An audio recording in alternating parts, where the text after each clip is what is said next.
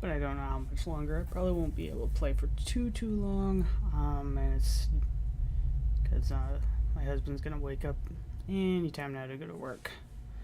And even if he doesn't, I have to go bug him at like 6:30. So I got a little bit more time, but probably not much. Okay, so move on. You continue your lonely tour of the ship, only to find that there is nothing of use or value. Well, you got a knife out of it. Make your way back to the deck and decide to continue your search. Again, you find nothing much but empty rooms left to remain in dark solitude. You discover a door with fancy markings about the woodwork. Perhaps this is where the captain resided? Probably. You discover the room of the captain. Unlike the other parts of the ship, everything seems to have been left alone in this room. Before you rests an old wooden desk with papers and assumed belongings of the captain. There is a small bed off near the corner of the room, and some chairs in the other. You have a feeling deep down that you shouldn't take anything other than the lamp and other objects. There is a small stack of papers in contrast to the lone paper resting by itself. Approaching the desk, you begin to inspect the papers resting on the desk.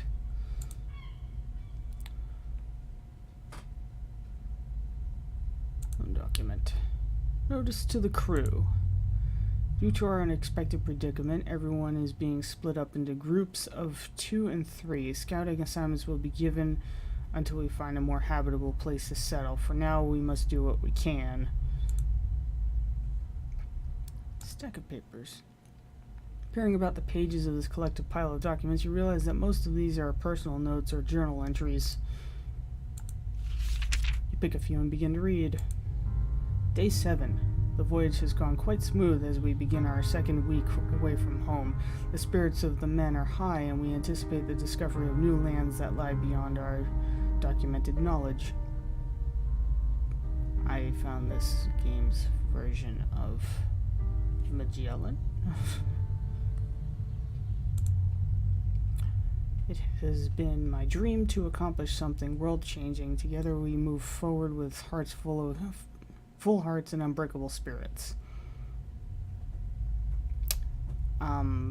The Titanic claimed to be unsinkable. We saw how well that turned out, so you might not want to make the claim of unbreakable.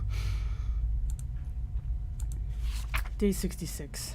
It has been just over 2 months out at sea, and we have yet to discover anything new. We have suffered through many storms, and sickness has plagued our ship recently. Several of my favorite crew have passed on to the next life. I see the growing doubt in the eyes of my fellow laborers as our voyage continues day after day. Food rations have been cut in half, and fears that we may have to turn back. I dare not let myself think of failure.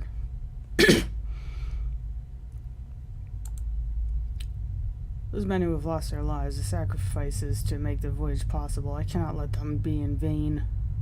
Well, I mean, if you turn around and go back and resupply, knowing that it's going to take at least 2 months to get to the point that you're at, I'd say surviving is not letting them die in vain.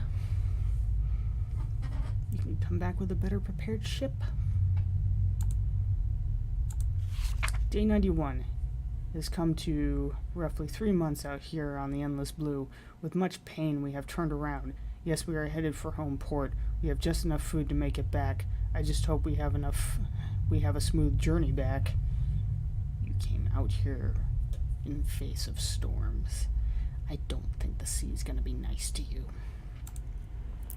The spirits of the crew are low and bitter due to our failure. I do not let myself get caught up in thinking of it.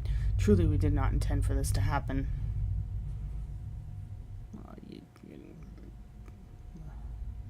The road to hell is paved with good intentions.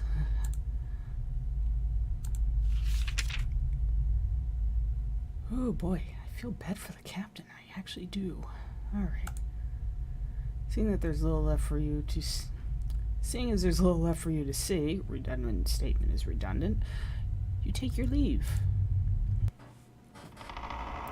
The wood under your The wood under your feet clackle. Is that a word? Clackle.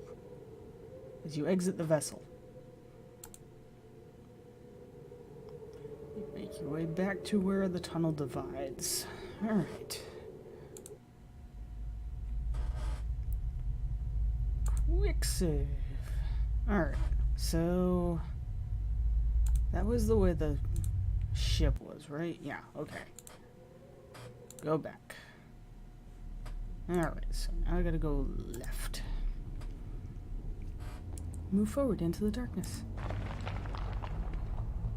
Okay, so this takes me back to the 3 paths. Okay. I'm going to go left because there was a left-hand path that I did not take. You cautiously make your way through the darkness. And you go to the right. As you struggle forward as the way before you becomes completely dark. Oh, crap. You notice that there is a light off in the distance, and you continue to make your way forward. And you fall down through a pit and die. Never mind. Eventually you make it into some sort of concrete room. Turning around, you see a hole in the wall where you came from. Your guess is that it wasn't part of the initial design. Turn around to see a door. There being little to nothing in the room, you decide to move on through the doorway. Yourself in what looks like a basement. You turn around to discover that in each direction there is a door. Sorry, there's a noisy dump truck going by. Boxes of supplies and boxes of supplies and debris litter the floor and corners of the room. You notice that there are several markings on the doors and floor, some of which scare you. You got a bad feeling about this place. That one looks like it was knocked in. That one looks like it was clawed. That one looks unscathed. So... yeah. And that one has drag marks.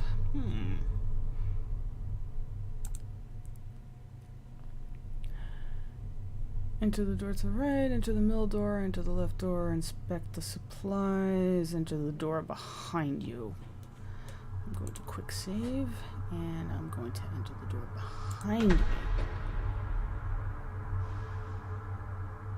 You walk up the steps. I don't think I want to walk up the steps. You enter a large room. The air is polluted with dust and spider webs. Cover the walls and ceiling. Where would you go now? I am going to go downstairs.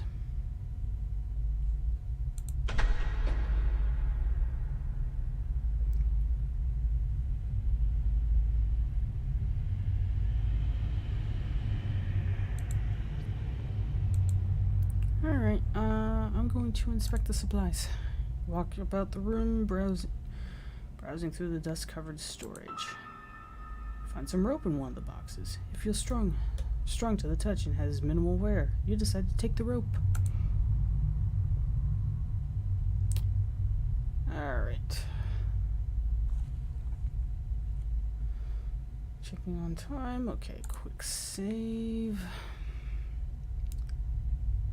Alright. I'm gonna enter the claw mark door. Enter the small room. There is a large cauldron in the center of the room with wood resting beneath. There is nothing on the shelves, as if someone has cleaned the place out. That's a very spiky stand for a cauldron. You look into the pot but find nothing in it. With nothing else to see, you exit the room.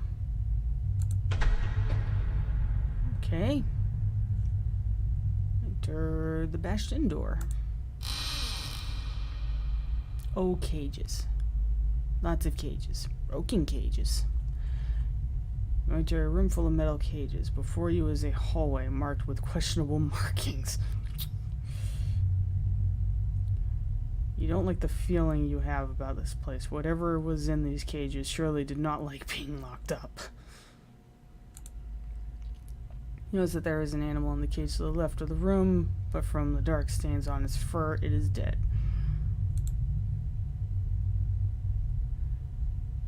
Cautiously walk down the hallway, entering a room with 2 cell doors.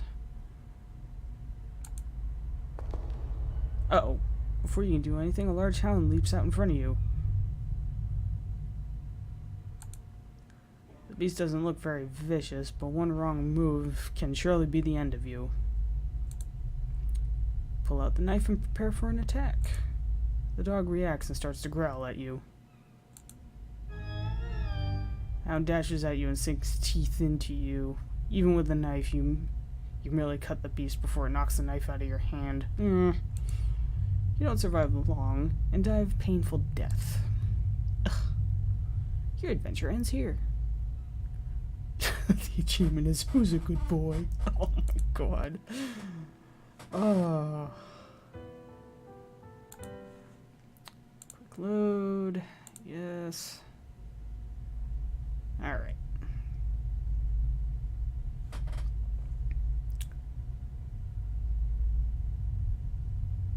Enter the left door. Oh, okay, so this is where I came from. Alright.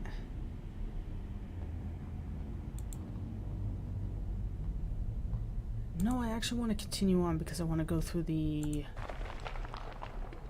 Okay. So that's the left-hand path on the right. Okay, so I didn't go through the middle. At all.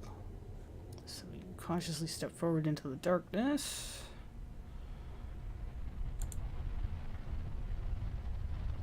Come to a divide. Which way will you go?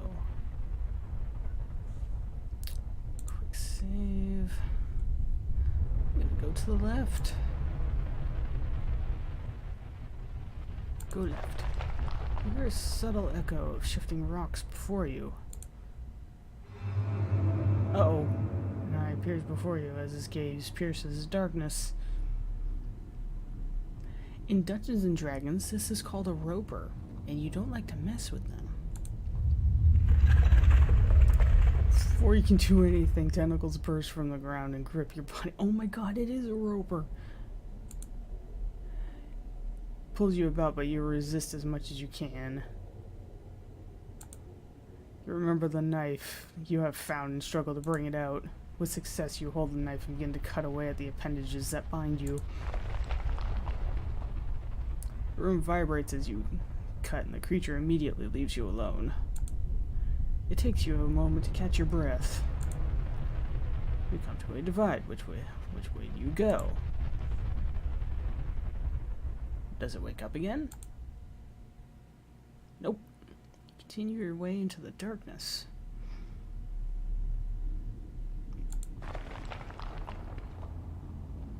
Three paths separate within the walls of the cavern. Which way do you choose? Okay.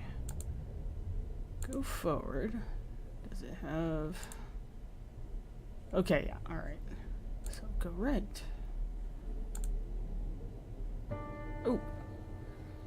The path you walk comes to an end. Before you shines a pillar of light.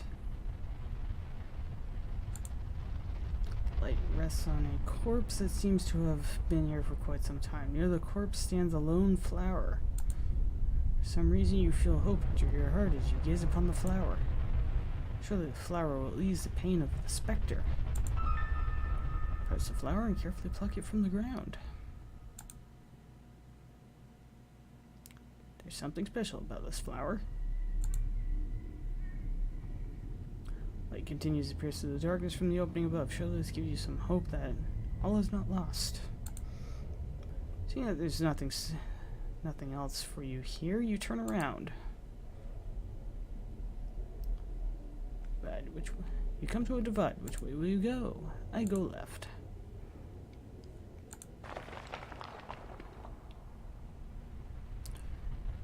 See 3 separate paths within the walls of the cavern. Which path do you choose? Choose the left. Go through the darkness, and then I choose the right.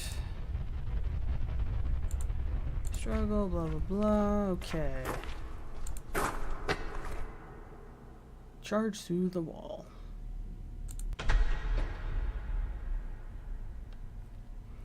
Alright, that's the way that kills me.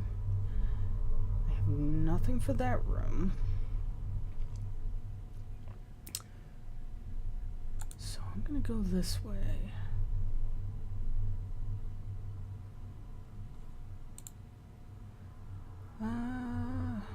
Enter the door behind you is the one that... Yeah, enter the door behind you. That's the one that you walk up the steps.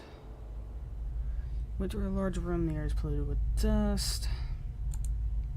Where would you go now? Well, right now I save.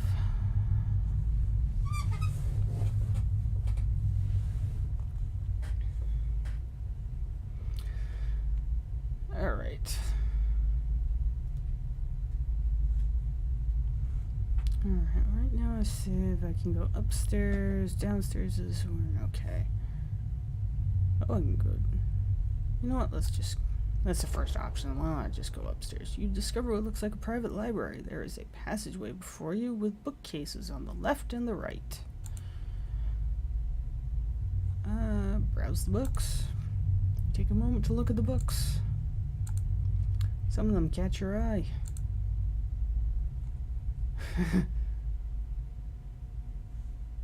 Rituals of the Ancients.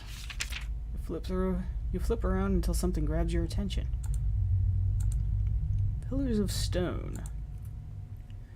Years before the current times, there were unique religious practices that revolved around the Stonehenge.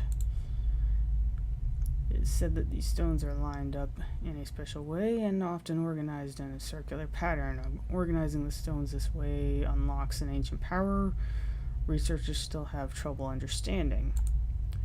In the middle of the circle would be a stone or two for the keystone to rest on. This is the great mystery of the ancients' practice. From the records, it is written that the energies from the surrounding stones channel their power into the keystone. You stop reading because the next page of the book has been torn out. Deception by music. There's a bent page marking a section of the book. You turn to it. The art of charming is not necessarily limited to the instrument, but how the musician goes about playing a given instrument. Some are definitely easier to use than others, and for a skill such as this, there are a few instruments recommended. The harp is one of these recommended instruments. From vicious dogs to shy unicorns, the soothing voice of the harp can calm the troubled heart. Of course, not all creatures can fall for this simple trick, but it can mean the difference between life and death in some situations. Okay, so it referenced two beasts that I have encountered. One is a unicorn, which nicely left me alone, and the other is a dog, which ripped me apart.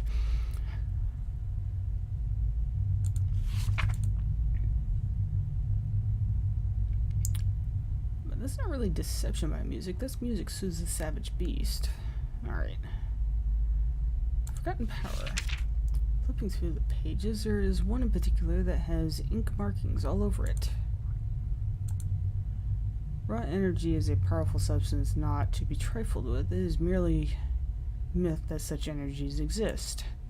One does not simply stumble upon a pillar of godly power, even if such a fate is yours. Bare hands cannot contain the force. It must be bent and channeled into a specially crafted vessel to carry it. Have been accounts across time of individuals possessing such power. Although they pass away as sand, their relics of power remain as powerful artifacts that nations around the world would fight for. Excuse me. Leave. Alright. I am going to save here, and I'm going to quit the game. Yes, I want to quit. Okay, I need to wake up my other half. I will probably be back on in a bit, because, for a free game, this is actually pretty interesting. I realize that my stream still says I'm playing, Plague Inc. Evolved. Disturbed is not one of the options on my playlist, and it won't just let me leave it blank, so apologies for the, mistitled thing. I'm gonna have to work on that with Twitch. Because I titled it in Streamlabs, and apparently Streamlabs doesn't have the option, and I'm gonna have to go back through Twitch to actually correct that. But so sorry about any mishap there. But okay, so see you later, and we'll continue on with this. We'll continue on with this game because this is actually more interesting than I expected it to be. The deaths are actually the deaths are like tragically hilarious. I wasn't expecting this game to be so kill happy. I'm actually kind of happy that it's kill happy because you've already seen me giggling about it. So all right, see you in the next video. Thank you for watching.